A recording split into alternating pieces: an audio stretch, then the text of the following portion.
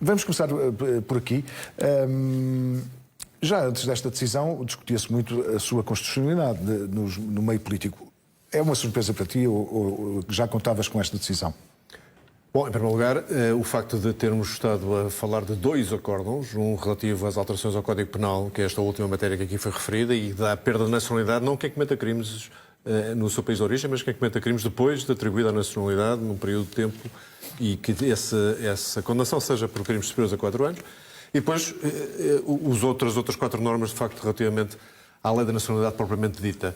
E, portanto, nesse sentido, o facto de terem sido 2 acórdãos já indiciava que havia, da parte do Governo, algum cuidado para tentar separar as duas matérias, sendo que esta da perda da nacionalidade era aquela claramente mais polémica. Não é? Sim, e o Tribunal confirmou, há ali problemas de proporcionalidade, há problemas de universalidade, há problemas básicos nessa disposição, e essa era relativamente reconhecida como sendo potencialmente polémica. As outras funcionam dentro daquilo que é o normal funcionamento das instituições. A decisão, claro que os juízes não Mas é que as pessoas têm que perceber, desculpa só dizer isto, o Tribunal Constitucional está a fazer o seu papel, que é de escrutinar a atividade governativa. Isso está conforme à Constituição.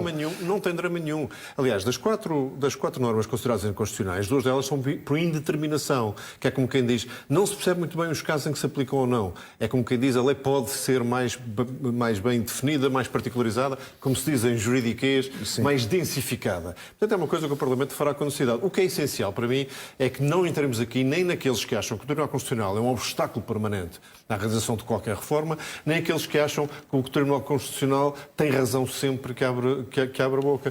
Ou seja, é um órgão que deve ser respeitado, mas não está isento de críticas. Claro. E, portanto, neste caso concreto, por exemplo, eu não percebo porque é que uma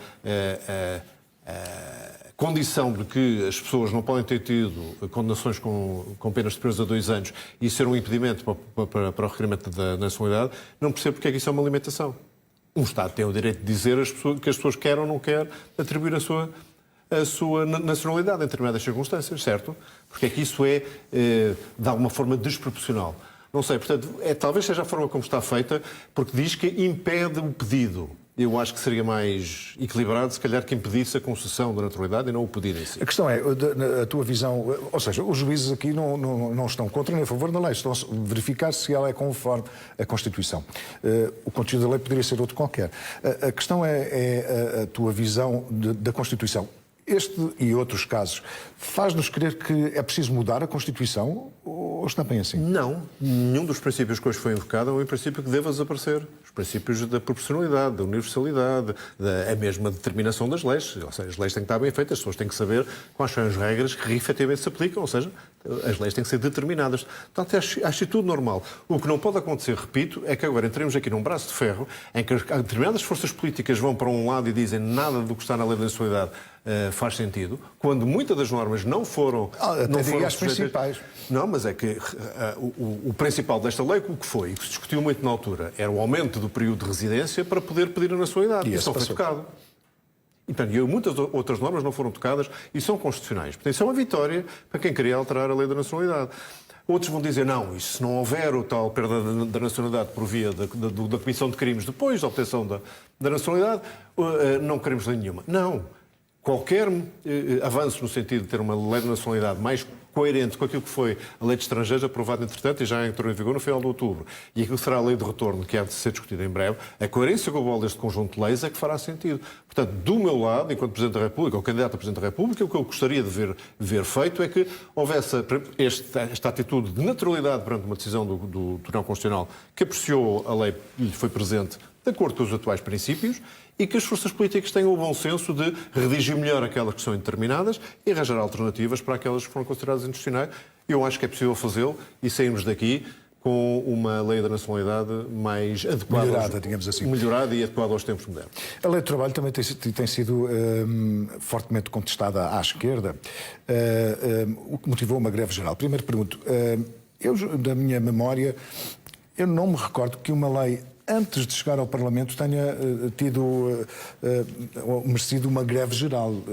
Posso estar errado, mas não me lembro.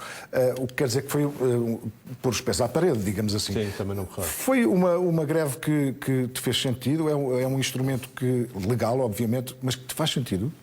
Perante esta lei do trabalho? Eu tenho, obviamente, sempre que dar ao direito à greve a sua vida de dignidade. Claro. Portanto, isso é a primeira coisa. E se as partes, neste caso as entidades sindicais, acharam que não havia condições para negociar mais sem fazer a greve, sem usar esta forma de luta, pois estão dentro do seu direito. Foi, como alguns dizem, uma greve política. O que eu não gostei, e já lá vou à parte política da questão, o que eu não gostei foi, no exercício do direito à greve, várias pessoas terem visto o seu direito ao trabalho também cortado. Houve pressões entre determinadas pessoas que quiseram trabalhar. Mas isso acontece sempre se não houver transportes. Mas não é a impossibilidade das pessoas fazerem. As pessoas que estavam, por exemplo, a operar meios de transportes públicos, terem piquetes de greve, a tentarem convencê-las a aderir à greve, já com a greve em curso. Portanto, quem optou por não aderir à greve tem tanto direito de não aderir como aqueles que tiveram o direito de aderir. Isto só para pôr isto em termos dos princípios. E depois, as motivações políticas, sim, a CGTP já sabemos que disse logo na primeira reunião com o Governo que a única solução possível era a retirada do pacote, nem sequer se dispôs a discutir, fosse o que fosse. Portanto, para a CGTP, o mercado de trabalho hoje é igualzinho ao mercado de trabalho de há 100 anos e, portanto, não há nada para mudar. A UGT teve variedíssimas reuniões, houve pelo menos meia dúzia de questões que foram alteradas já em consequência das conversas do Governo com o UGT, mas mesmo assim não foi possível demover a UGT da vontade de aderir à greve geral, inclusivamente de sugerir que dê 2 dias de greve geral em vez de um só. E quando pergunta porquê esta posição tão marcadamente diferente do que aquilo que estávamos habituados da UGT, talvez pese aí o facto da UGT ir ter eleições para os seus corpos sociais em março. E, portanto, queira fazer prova de vida da sua utilidade sindical. Seja como for, não quero fazer aqui análise política propriamente dita, fico satisfeito que para amanhã haja nova ronda negocial entre o Governo e a UGT. Registro com agrado a abertura que a Sra. Ministra do Trabalho mostrou para dialogar e para ceder. Espero que haja igual disponibilidade por parte da UGT e que possamos ter uma lei laboral mais flexível, mais adaptada aos novos tempos, em breve em Portugal. E que seja boa para os trabalhadores também, não é? É porque o objetivo de todos é termos mais emprego e mais bem pago. E melhores salários. E melhores salários. E, portanto, isso Vamos à só se saúde, consegue com uma lei mais... O tempo voa nesta nossa conversa. Vamos à saúde. Eu já te entrevistei mais que uma vez sobre esta matéria e há uma coisa que tu julgas que é preciso melhor gestão na saúde. A questão é como é que se faz isso. E se não achas, e o que é que um presidente pode fazer sobre isso, que há corporações a mais na saúde e que bloqueiam todo e qualquer ministro. Eu não me lembro de um ministro da Saúde. Eu percebo a pergunta, mas talvez a questão não seja corporações a mais, porque elas são o que são, aos profissionais de saúde, aos administradores hospitalares, ao conjunto de profissões e de corporações que gravitam à volta do sistema de saúde, e elas têm que existir. Portanto, não há corporações a mais. Podem ter resistências corporativas que acabam por resultar. Mas não é preciso mais detrimento... médicos, por exemplo, não é preciso formar mais médicos. Tem razão a Ordem dos Médicos em ter estes números clausos? Tem razão a Ordem dos Médicos, mas foi a Ordem dos Médicos que impediu a abertura de cursos de medicina durante anos a fio. Pois é isso que eu digo. Portanto, não é poder a mais para uma corporação como a Ordem dos Médicos? Se falas de poder a mais para as corporações, estou de acordo. Sim, é isso que eu falo. Estou de acordo. Portanto, os interesses dos doentes têm que estar acima de qualquer interesse corporativo, qualquer interesse empresarial, de qualquer interesse ideológico. Portanto, o que interessa é que as pessoas sejam atendidas a tempo, curadas e ver os seus problemas resolvidos. E da maneira como o sistema está, nem é só uma questão de gestão. Acho que a gestão em cima de um sistema que esteja mal montado e mal desenhado vai redundar outra vez em problemas. Tenho dito sempre que enquanto o bem-estar dos doentes, a sua cura efetiva, o seu atendimento, não determinar as remunerações dos profissionais e não determinar os rendimentos dos hospitais e das clínicas, enquanto as duas coisas não estiverem ligadas, vai sempre haver esta disfunção que há alguns que acham que podem defender o seu interesse de uma maneira em detrimento dos doentes, quando o que nos interessa, enquanto população e como um todo, é que as pessoas que precisam de cuidados de saúde, e estamos cada vez mais envelhecidos e esse é um problema que vai continuar a crescer, enquanto mais as pessoas precisarem de cuidados de saúde, mais importante é que o sistema esteja montado para os seus próprios interesses e não para o interesse das pessoas que trabalham no sistema de saúde. Vamos à Justiça. Recentemente, a Justiça também está um bocadinho sempre debaixo de fogo. E também tem corporações. De muitas críticas e também tem muitas corporações. Mas não é expectável que o Ministério Público tenha tanto protagonismo como acontece em Portugal. E tem por várias, umas vezes por bem, outras vezes por mal, certo. Outras vezes por muitas razões, até algumas políticas. Como é que tens visto isto do processo de influência, as escutas, o que mostram as escutas? Como é que tens olhado para Vamos dividir os problemas em notícias. dois. São aqueles que são intrínsecos ao sistema de justiça e que, de facto, é a responsabilidade dos políticos não terem ainda arranjado uma forma de evitar os problemas de morosidade, sobretudo na justiça administrativa e fiscal, porque na justiça criminal as coisas não são tão graves, tem que se dizer também, mas nos tribunais administrativos e fiscais as demoras são... Que é terrível para as empresas, não é? Para tudo. Para as pessoas que dependem da justiça para fazer os seus negócios e a sua vida. Portanto, uma coisa é o processo penal, se quiseres, e a forma como é que está montado. É preciso uma reforma também. É preciso uma reforma e sei que o Governo também está a olhar para essa matéria e que em breve vamos ter algumas tentativas de soluções para simplificar e acelerar o curso da justiça.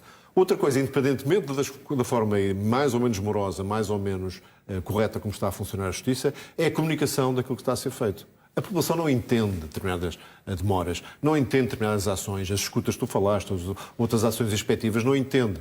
E, portanto, não é tanto achar mal que o Ministério Público esteja sempre na berlinda. É que quando está na berlinda também não esclarece o suficiente. Portanto, eu acho que o melhor serviço que se podia fazer à democracia era termos um Ministério Público, sobretudo o Ministério Público. Depois os magistrados judiciais também têm a sua responsabilidade, mas sobretudo o Ministério Público ser absolutamente transparente relativamente às prioridades e porque é que as elege, aos meios que escolhe pôr à disposição de determinadas investigações e à forma como é feita a hierarquização das suas prioridades. Isso, para mim, era meio caminho andado para termos uma justiça muito mais entendida, por um lado, pelas populações e, por isso mesmo, mais respeitada. Coisa que, não o sendo, é dos maiores perigos para a democracia.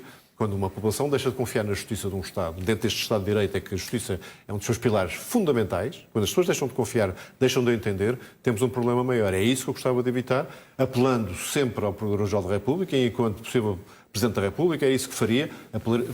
Faria sempre ver à Procuradoria-Geral da República que é essencial manter os cidadãos informados. Há uma coisa que é comum à justiça e à saúde.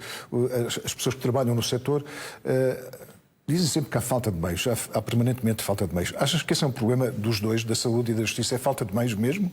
Ou a gestão dos meios existentes? Não, há falta de meios, mas também há má gestão e mau aproveitamento dos meios existentes. No caso da saúde é evidente, nós temos variedíssimos relatórios portugueses e estrangeiros a indicar níveis de desperdício no SNS absolutamente brutais. Fala-se em 20% com algum fundamento. Em 17 mil milhões, é brutal, portanto, haverá recursos a menos em algumas matérias, equipamentos, por exemplo, mas depois há muito desperdício que podia ser muito mais bem aplicado no tratamento das pessoas. Na justiça também.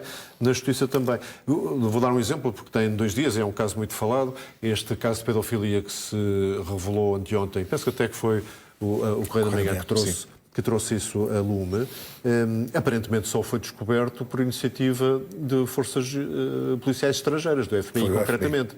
E a pergunta que eu ponho é, não tínhamos meios aqui para descobrir que havia consumo e utilização de pornografia infantil por um cidadão nacional? Estamos dependentes. Quantos mais casos haverá que não caiam na alçada ou na rede ou na vigilância do FBI podemos ter em Portugal nesse tipo? É preocupante. Portanto, esse nível de falta de recursos tecnológicos, neste caso, sim, acredito perfeitamente que haja. Mas também não tenho dúvida nenhuma que um sistema mais bem montado, mais pensado, para o século XXI, pode usar exatamente essas novas tecnologias, esses novos equipamentos, para passar por cima da falta de outros recursos, humanos nomeadamente. Temos 1 minuto e meio e eu tenho perguntado a todos os candidatos que vêm aqui sobre o serviço militar, dizendo de outra forma, o posicionamento de Portugal na Europa e no mundo nesta matéria. Faz sentido, de algum modo, um serviço militar? Eu não quero dizer obrigatório, porque a França lançou agora uma ideia de serviço militar voluntário, mas que são militares que, no fundo, vão fazer parte de uma estrutura civil militarizada, que pode ser chamada a qualquer momento, uma espécie de guarda territorial, não é? O que é que o candidato João Coutinho Figueiredo acha disso? Eu acho que Portugal não tem necessidade, nem teria vantagem em ter um serviço militar obrigatório ou uma força de resposta rápida desse tipo. Está prevista nos regulamentos europeus a existência de uma força de intervenção rápida onde Portugal poderia participar, mas já com as profissionais. Mas já com as forças profissionais que hoje dispõem. Agora, o que precisa, certamente, é de um novo conceito de defesa que incorpora as novas formas de guerra que se verificam e às quais nós já estamos sujeitos. Nós, Portugal, já somos diariamente, eu tenho que infelizmente dizer isto, sujeitos a ataques cibernáuticos com implicações militares. Já somos, as nossas águas territoriais já são atravessadas por navios há alguns das frotas sombra de alguns países soberanos que têm interesses estratégicos muito distintos dos nossos e não temos forma de controlar essas frotas. E mesmo as fake news é um tipo de guerra, não é? Guerra Mas sem cognitiva. dúvida, é a chamada guerra híbrida e a chegar aí também.